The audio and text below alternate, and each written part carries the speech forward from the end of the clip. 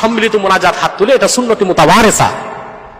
চার মাযহাবের ইমামগণ একমতের ব্যাপারে মতগুলো ছিল, আমি সময় সংকীর্ণতার জন্য দেখাতে পারলাম না। এই সুন্নতি মুতাওয়ারেসা বা একটি স্বতঃসিদ্ধ কোরআন সুন্নাহ ভিত্তিক রীতিকে বন্ধ করার কারণে মসজিদ কমিটির উপর ওয়াজিব হচ্ছে ইমামকে বহিষ্কার করা। অটোমেটিক সালাম ফেরানো শেষ, আল্লাহুম্মা আমিন। এই রেডিমেড মুনাজাত এটা কোরআন এবং হাদিস দ্বারা প্রমাণিত। সালাম ফেরানোর পরে মুসল্লি সহ ইমাম সাহেব সহ সবাই মূলত কিছু দোয়া জিকির করবে, আস্তাগফিরুল্লাহ আস্তাগফিরুল্লাহ আস্তাগফিরুল্লাহ আল্লাহুম্মা আনতাস সালাম ওয়া মিনকাস সালাম, আর অনেক দোয়া আছে, এগুলো পড়বে, এগুলো সুন্নাত।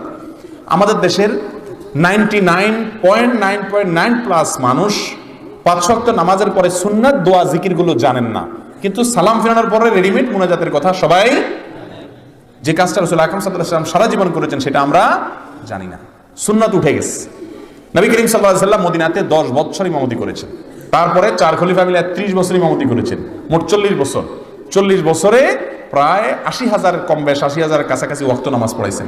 তারা যদি আমাদের মতো এরকম সালাম ফেরানোর পর রেডিমেড হাত তুলতেন, 80,000 বার যদি এরকম ঘটনা ঘটতো, তাহলে হাদিসে কি পরিমাণ বর্ণনা থাকতো, যারা হাদিস সম্পর্কে ন্যূনতম ধারণা রাখেন তারা বলতে পারবে।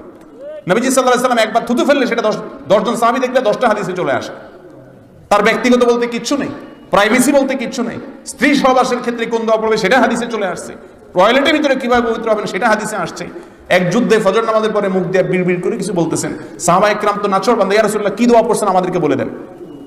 সেই সাহাবীরা নবীজি যদি সালাম ফেরানোর পরে সাহাবীদেরকে নিয়ে আমাদের মতো এরকম দুই হাত তুলে এভাবে সিস্টেমিক্যাল দোয়া করতেন, হাজার হাজার লক্ষ লক্ষ হাদিস থাকতো। কোথায় সে হাদিস?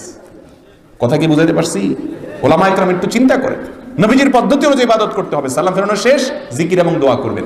তবে আগে থেকে যদি সম্মিলিত মোনাজাত চালু থাকে, সেখানে জিহাদ ঘোষণা করার দরকার নাই। আস্তে আস্তে